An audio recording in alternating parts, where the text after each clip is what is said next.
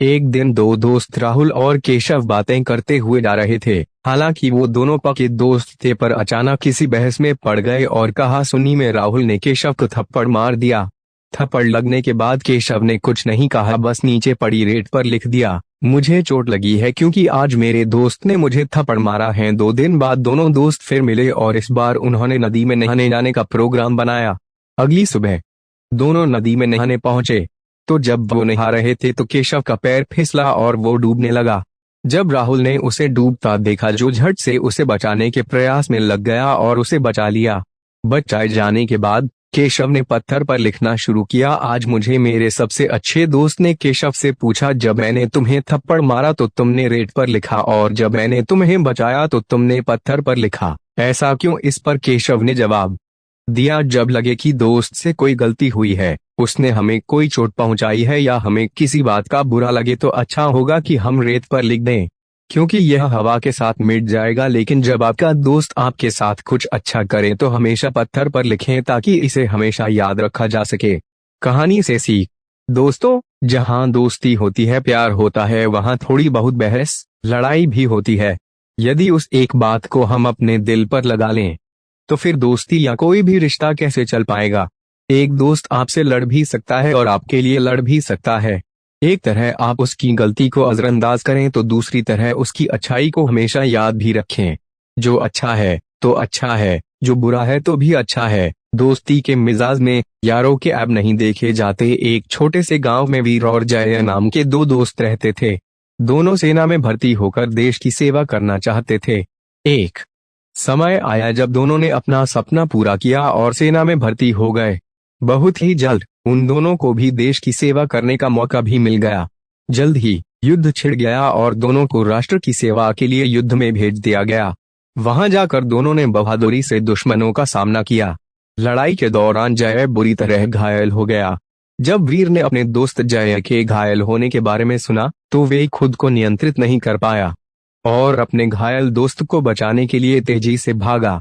अचानक उनके कप्तान ने उसे रोका और कहा, अब वहां जाने का कोई मतलब नहीं है। जब तक तुम वहां पहुंचोगे तब तक तुम्हारा दोस्त वीर गति को प्राप्त हो गया होगा और तुम भी अपनी जान को जोखिम में डालोगे। लेकिन वीर अपने कप्तान की बात से बिल्कुल सहमत नहीं था।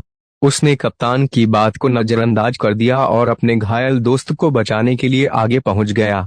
जब वीर वापस अपने शिविर में पहुंचा तो उसके कंधे पर अपने मित्र जय को लाया, लेकिन उसका दोस्त अब जीवित नहीं था। यह देखकर कप्तान ने कहा, मैंने तुमसे कहा था कि वहां जाने का कोई फायदा नहीं है। तुम अपने मित्र को सुरक्षित नहीं ला सके, तुम बेकार ही वहां गए। वीर ने उत्तर दिया, नहीं साहब, मैं उसे लेने के लिए वहां व्यर्थ नहीं गया। जब मैं उसके पास पहुंचा तो वो मुस्कुराया और मेरी तरफ देखा। उसने कहा, मेरे दोस्त, मुझे विश्वास था कि तुम मेरे लिए जरूर आओगे। ये मेरे लिए उसके आखिरी शब्द थे। मैं उसे बचा तो नहीं सका, लेकिन उसे मुझ पर और हमारी दोस्ती पर जो विश्वास था, मैंने उस विश्वास को बचा लिया। कहानी से सीख। दोस्ती की नींव विश्वास पर टिकी है। एक दूसरे के प्रति जितना ज्यादा विश्वास होता है, दोस्ती उतनी ही पक्की होती है। भले ही खुद टूट जाना, लेकिन अपने दोस्त का विश्वास कभी टूटने नहीं देना। कौन किससे चाहकर दूर होता है? हर कोई अपने हालातों से मजबूत होता है। हम तो बस इतना जानते हैं, हर रिश्ता मोती और हर दोस्त कोहिनूर होता है। एक छोटे से शहर में रामा और तरुण नाम के दो दोस्त रहते थे। रामा अमीर परिवार से था जबकि तरुण गरीब परिवार से था। हालांकि दोनों की दोस्ती के बीच अमीरी और गरीबी कभी नहीं आई। दोस्ती और भी गहरी होती गई। समय के साथ दोनों बड़े हुए और दोनों ही अपने जीवन में व्यस्त हो गए। व्यस्त जीवन के चलते उन दोनों को एक दूसरे से मिलने के लिए ज्यादा समय नहीं मिल पाता था। एक दिन तरुण बहुत बीमार हो गया और डॉक्टर ने उसे पूरी तरह से अच्छा होने तक आराम करने की सलाह दी। जब रामा को अपने दोस्त की बीमारी का पता चला तो वे उनसे मिलने उसके घर गया। रामा वहां ज्यादा देर तक नहीं रुका और अपनी जेब से कुछ पैसे निकाले और अपने दोस्त को दे दिए और वहां से चला गया। तरुण को रामा का व्यवहार बहुत बुरा लगा। वो चाहता था कि रामा कुछ समय तो उसके पास बैठता। उसने सोचा, जब ठीक हो जाऊंगा तो काम करके अपने दोस्त के पैसे लौट दूंगा। समय बीता और तरुण ठीक हो गया और काम पर जाने लगा। पैसा कमाना मुश्किल तो था, पर ज्यादा मेहनत करके उसने रोज थोड़े थोड़े पैसे बचाना शुरू किया, जिससे वो अपने दोस्त रमा के पैसे लौटा सके। एक दिन जब तरुण ने अपने दोस्त को देने के लिए पैसे पूरे कर लिए तो वह देने के लिए रामा के पास गया।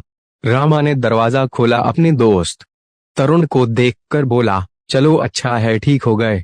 तरुण के पैसे लौटने पर रामा ने अपनी जेब में रख लिए और बाहर जाने की कहा कर तरुण को दरवाजे से ही रवाना कर दिया। तरुण ने अपने दोस्त के बदले व्यवहार को देखा तो उसे बहुत बुरा लगा। कुछ समय बीते, रामा बीमार हो गया और डॉक्टर ने उसे आराम करने की सलाह दी।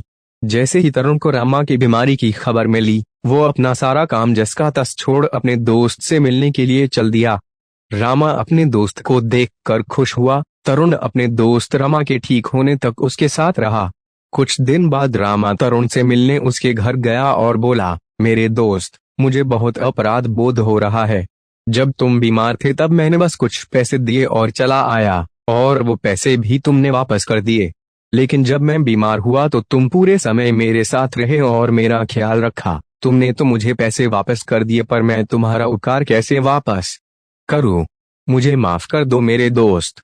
तरुण ने रामा को गले से लगा लिया और कहा, बस दोस्त, तुम्हें यह एहसास हो गया कि पैसा ही सब कुछ नहीं है, और आज मुझे बहुत खुशी है कि तुम फिर से मेरे पुराने वाले दोस्त बन गए। कहानी से सीख, दोस्ती अमीरी गरीबी रूप रंग जात पात नहीं देखती, बल्कि सच्ची दोस्तों तो दोस्त के प्रति परवाह